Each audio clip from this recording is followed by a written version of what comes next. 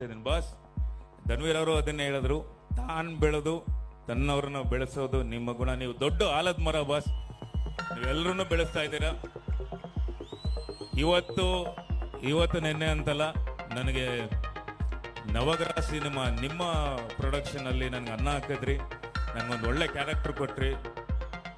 ನವಗ್ರಹ ಸಿನಿಮಾ ಇವತ್ತಿಗೂ ಎಲ್ಲೇ ಹೋದ್ರು ಆ ಡೈಲಾಗ್ ಕೇಳ್ತಾರೆ, ನವಗ್ರಹ ಅಂತ ಇರ್ತಾರೆ. ಅದಾದ್ಮೇಲೆ ರಾಬರ್ಟ್ ಸಿನಿಮಾ ಅಲ್ಲಿ ನನ್ಗೆ ರಾಘವ ಅಂತ ಒಂದು ಪಾತ್ರ ಕೊಟ್ರಿ, ಅದಕ್ಕೂ ನಾನು ತುಂಬಿರೋದೇ ಧನ್ಯವಾದಗಳು ಬಾಸ್. ಆ ಸಿನಿಮಾನು ನಾನು ದೊಡ್ಡ ಸಕ್ಸಸ್ ಕೊಡ್ತು. ಆ್ಯಕ್ಚುಲಿ ನೋಡ್ಬೇಕಂದ್ರೆ ನನ್ನ ಸಿನಿಮಾ ಕರಿಯರಲ್ಲಿ ಸ್ಟೆಪ್ ನಾನು ಫಸ್ಟ್ ಒಂದು ಗುರ್ತಿಸ್ಕೊಂಡಿದ್ದೆ ನವಗ್ರಹ ಅಲ್ಲಿ. ಅದಾದ್ಮೇಲೆ ಇನ್ನೊಂದು ದೊಡ್ಡ ಸರ್ಕಲ್ ನನಗೆ ರಾಬರ್ಟ್ ಸಿನಿಮಾ ಅಂದ. Thank you so much boss, I love you. ನಿಮ್ಮ ಪ್ರೀತಿ ಇದೇ ಥರ ನಾನು ಸಾಯೋವರೆಗೂ ಇರಲೇಬೇಕು ಅಂತ ನಾನು ಆ ಭಗವಂತನಲ್ಲಿ ಕೇಳ್ಕೊತೀನಿ ಬಾಸ್.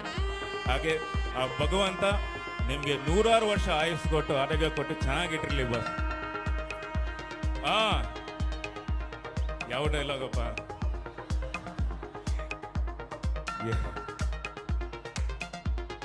ಜಗ್ಗು ಬಸ್ಸು ಹಾರ್ಬರ್ ತಲುಪಲ್ಲ. ಧನ್ಯವಾದಗಳು. ಜೈ ಕರ್ನಾಟಕ. ಧನ್ಯವಾದಗಳು.